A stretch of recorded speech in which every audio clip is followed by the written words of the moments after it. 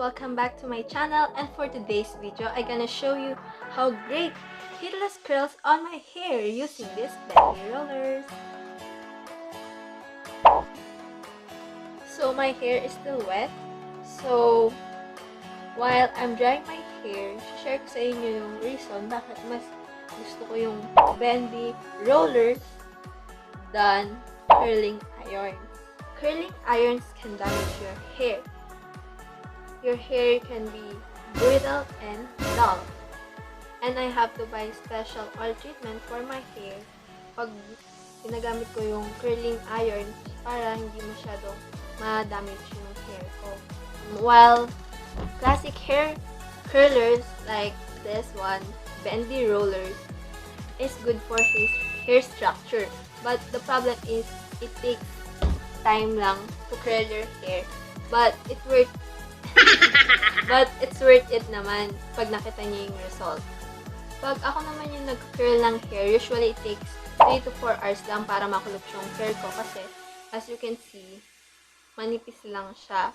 But it depends pa rin naman sa hair nyo kung gaano katagal nyo siya kukulutin. Kasi minsan may mga buhok na bagsak talaga or makapal, kaya it takes too long talaga para ma-curl siya. Pero in my case, sobrang nipis lang ng hair ko. Ayan. Mahaba siya pero manipis. Guys, tuyo na ang buhok ko. Ready for curling. So, first step,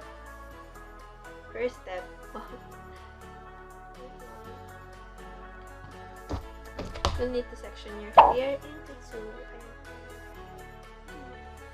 Ayan.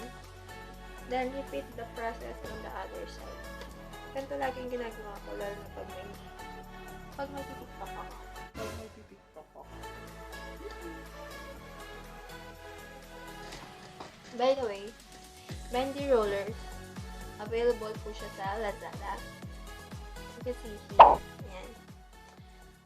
It range from 100 to 300. Sulit naman yun kasi matagal na siyang magagamit. Ito, sa akin siguro 1 year na sa akin itong Bendy rollers ko.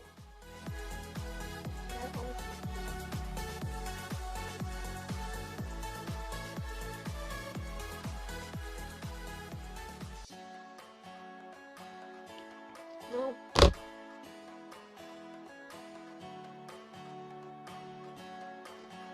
Ta-da! So, I'll be back after 4 hours or 3.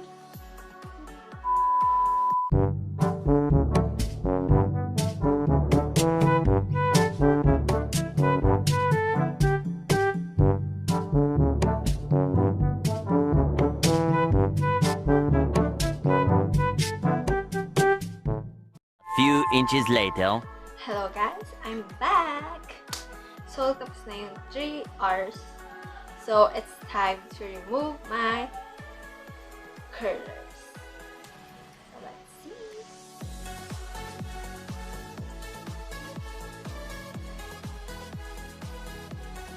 So, ayan. Ganyan na lang siya.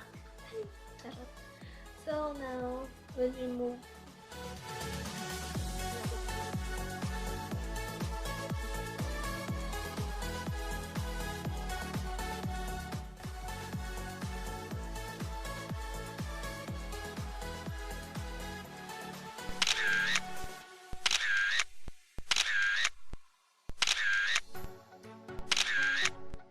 So, ayun guys, you can see how beautiful the curl is. Yan. You can try this at home or everywhere kasi pwede mo silang madala kahit saan. So, most recommended ko talaga to. So, if you like this video, give it a thumbs up. And don't forget to hit the subscribe button para maging updated kayo sa mga latest posts ko. So, that's all guys. See you on my next vlog.